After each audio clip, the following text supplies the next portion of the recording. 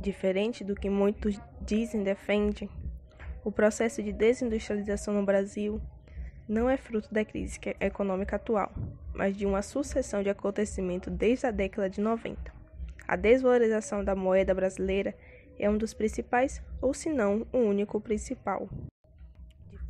O início do processo de desindustrialização no Brasil.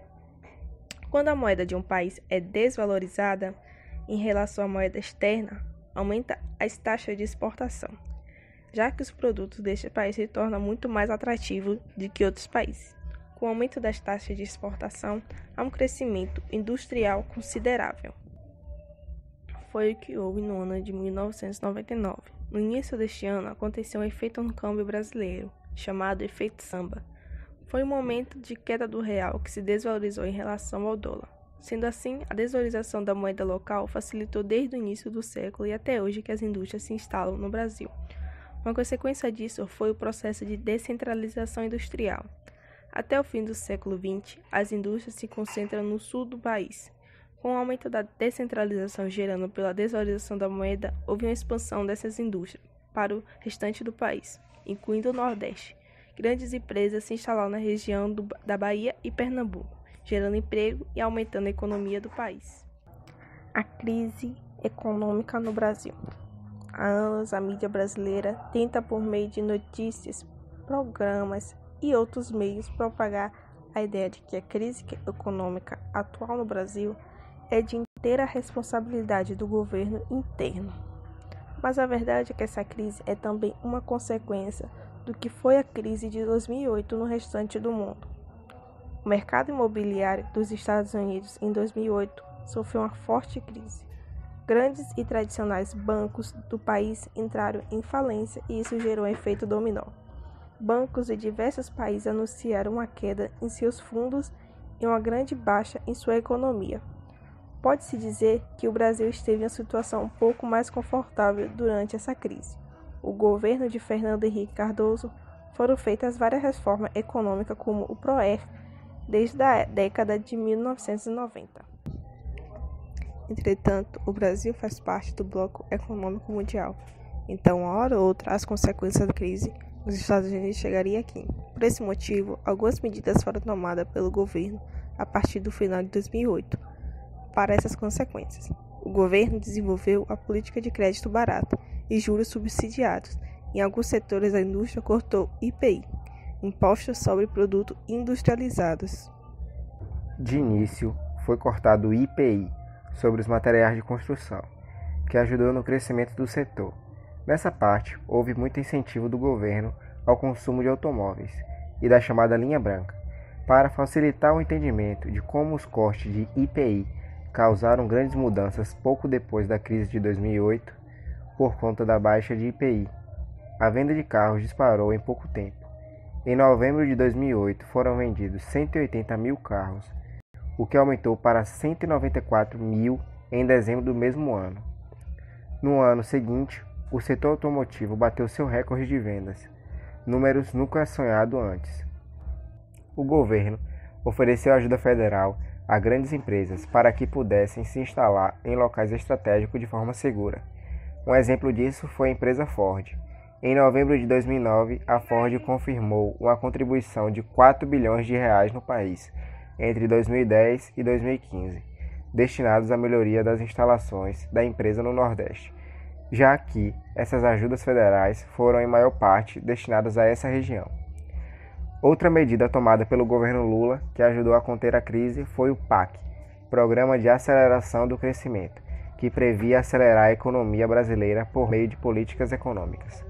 O governo incentivou a política de consumo no Brasil, já que a taxa de crescimento do PIB no país era de 7,5%. A crise do petróleo. Fatores que viriam nos anos seguintes e que ocorreram nos anos anteriores seriam suficientes para resultar em uma crise econômica de fato no país. Dentre esses fatores se destaca as tentativas de barrar a crise de 2008, mencionadas acima, a crise do petróleo, alguns anos depois, o processo de recessão e inflação. De forma básica, o valor do petróleo é medido com base na lei de oferta e demanda. Se há muita busca pelo produto, seu preço aumenta. No sentido inverso, se a procura cai, o preço também cai. Com a crise de 2008, a economia de diversos países foi afetada e sofreu problemas. Com isso, a procura por barris de petróleo diminuiu, fazendo com que seu preço despencasse quase 60% em 10 anos, saindo de $100 em 2006 para $29 em 2016. A redução dos investimentos em produção de petróleo dentro do país aumenta as taxas de importação do produto. Isso, consequentemente, diminui o processo de industrialização local, gerando desemprego. O processo recessivo. Desde abril de 2014, o Brasil se encontra em uma forte recessão econômica e alguns fatores contribuíram para isso.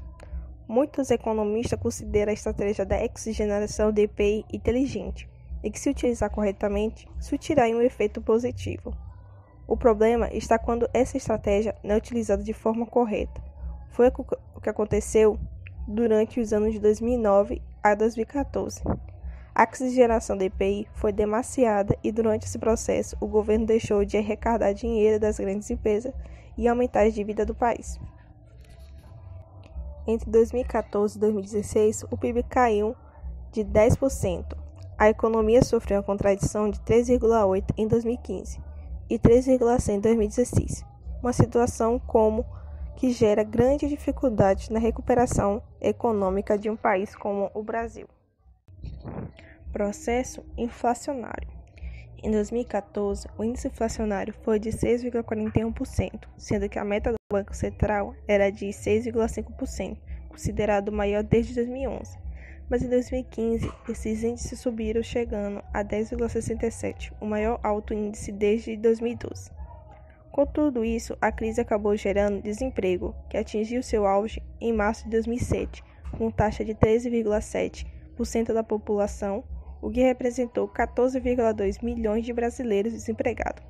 Essa crise acabou sendo intensificada por conta de uma crise política, que aconteceu quando a representante da época, Dilma Rousseff, foi definitivamente afastada do seu cargo por um processo de impeachment, que com isso resultou em protesto contra o governo por todo o país.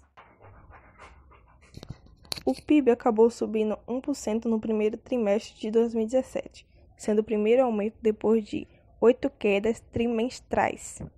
A desigualdade econômica atingiu seu auge em março de 2019, de acordo com o Instituto Brasileiro da Economia, IBRE. De 2012 a 2019, as riquezas acumuladas entre 10% das pessoas mais ricas aumentaram em 8,5%, enquanto 40% das pessoas mais pobres caíram em 14%.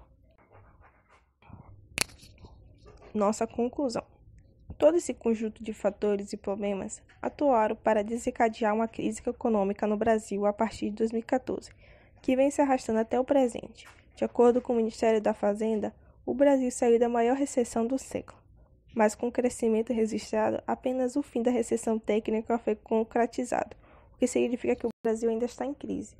O processo de desindustrialização é resultado de problema de anos, mas que se identificou pouco anos atrás. A crise econômica atual é causada por diversos problemas em conjunto com a crise de 2018 e a crise do petróleo, somando com a crise política, onde há uma popularização política, uma indignação por parte da população com a situação de vida proporcionada pelo governo.